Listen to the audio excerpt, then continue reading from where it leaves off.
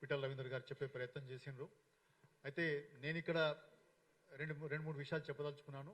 తెలంగాణ అస్తిత్వానికి ఈ 12 ఏళ్లలో అంటే తెలంగాణ ఏర్పడిన 12 ఏళ్ల తర్వాత ఎటువంటి ముప్పు ఏర్పడింది, ఎందుకు ఈ అస్తిత్వ వేదిక ఏర్పాటు చేయవలసిందా అనే దాని మీద కొంత మాట్లాడే ప్రయత్నం చేస్తాను.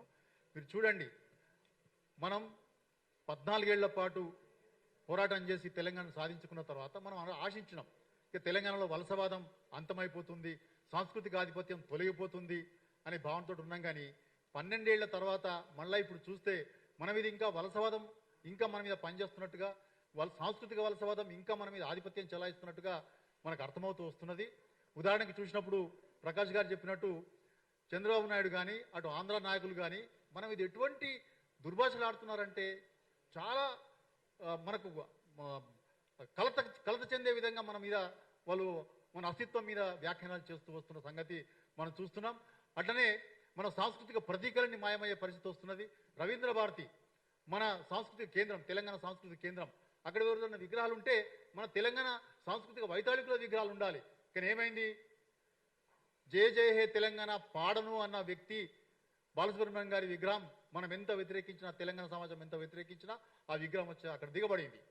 అట్లనే నేను బతుకున్నంత కాలం తెలంగాణను రానివ్వను అని ప్రకటించిన రోషయ్య గారు విగ్రహం లకిడికాపుల్ చౌరస్తాలో ఆయన విగ్రహం వచ్చి చేరింది. ఇక రేపో మాపో అమీర్పేట మైత్రివనంలో ఎన్టీఆర్ విగ్రహం కూడా రాబోయే ప్రమాదం దాపురించింది. తర్వాత మన జనవరులన్నీ దోపిడీకి గురవుతున్నాయి. మనం కట్టుకున్న చెక్ డ్యామ్స్ అని విధ్వంసానికి గురవుతున్నాయి.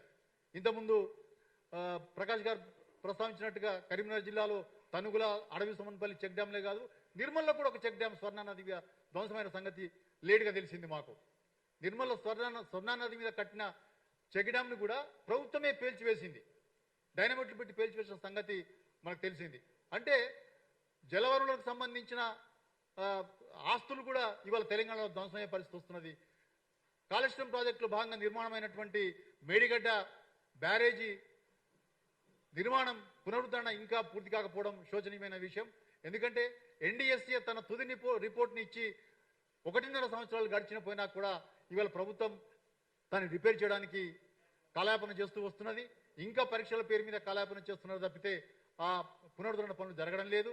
దానివల్ల తెలంగాణ రైతాంగానికి చాలా నష్టం జరుగుతున్నది. ముఖ్యంగా రబీ సీజన్ పంట కాలానికి అక్కడి నుంచి నీళ్లు ఎత్తుకొని మనం ఆయకట్టుకు నీళ్ళు ఇచ్చే పరిస్థితి లేకుండా పోయింది.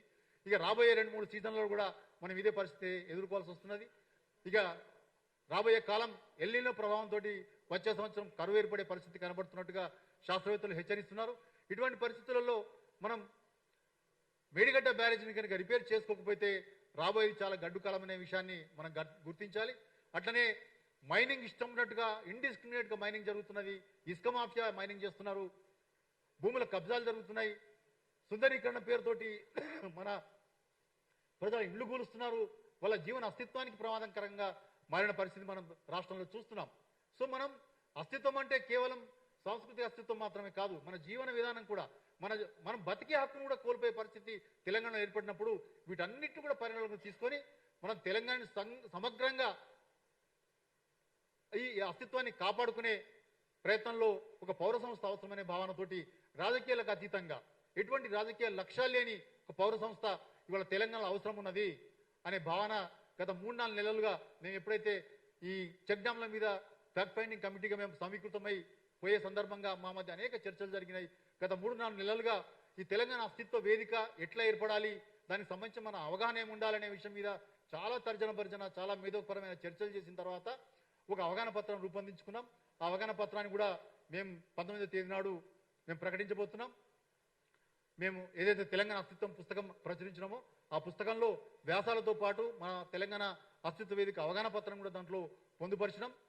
అట్లా ఎటువంటి రాజకీయ లక్ష్యాలు లేకుండా తెలంగాణ ప్రజల ప్రయోజనాలే లక్ష్యంగా, తెలంగాణ అస్తిత్వాన్ని రక్షించడానే ప్రయోజనంగా లక్ష్యంగా ఈ తెలంగాణ పౌర సంస్థగా అస్తిత్వ వేదిక పనిచేయాలని చెప్పి భావించి దీన్ని ఏర్పాటు చేసుకున్నాం.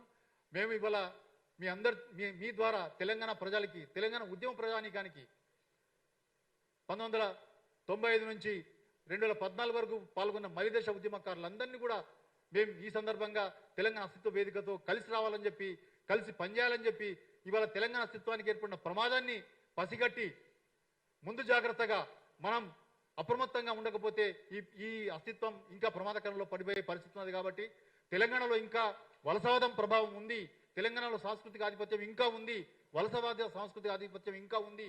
కాబట్టి దాన్ని ప్రతిఘటించాల్సిన అవసరం ఉంది. దాని నుంచి మన తెలంగాణ అస్తిత్వాన్ని కాపాడుకోవాల్సిన అవసరం ఉందని గమనించి అందరూ కూడా ఈ ఉద్యమంలో, ఈ తెలంగాణ అస్తిత్వ పరిరక్షణ ఉద్యమంలో కలిసి రావాల్సిందిగా కోరుతున్నాం. సభని విజయవంతం చేయాల్సిందిగా తెలంగాణ ప్రజానికాన్ని, తెలంగాణ పౌర సమాజాన్ని మేము విజ్ఞప్తి చేస్తున్నాం.